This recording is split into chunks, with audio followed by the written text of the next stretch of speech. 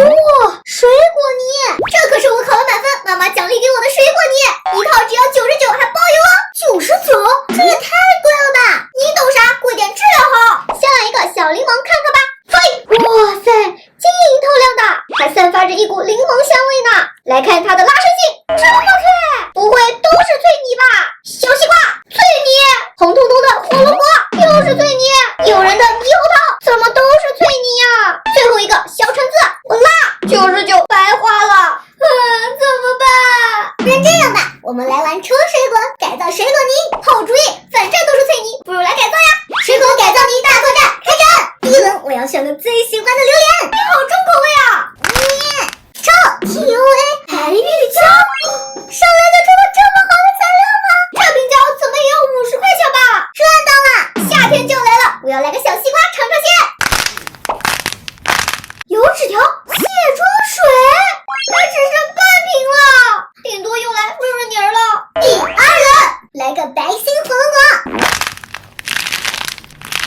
声音太炸了，飞雪。这不是用来喷雪花的吗？难道能混泥？我也要来个金黄色的榴莲放过吧。花尔胶粉，这都是陈年老粉了吧？这能拯救泥吗？试试不就知道了。最后一轮，那我就要小西瓜。声音太悦耳了，抽舒化墨汁，哇，还是这么一大瓶，你要多挤点哦。最后一个火龙果是我的啦，保佑火龙果能让我红红火火呀！泡泡泡泡，就是刮胡了，好歹是个变大神器，还不错呀。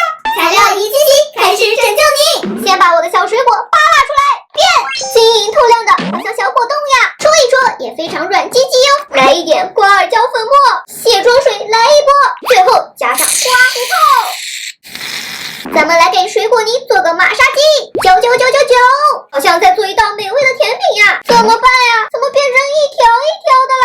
根本混合不进去，现在变成一缕一缕的抹布条了，太恶心了吧！好像会拉丝的高粱饴呀！我的水果泥改造失败了，那只能靠我了。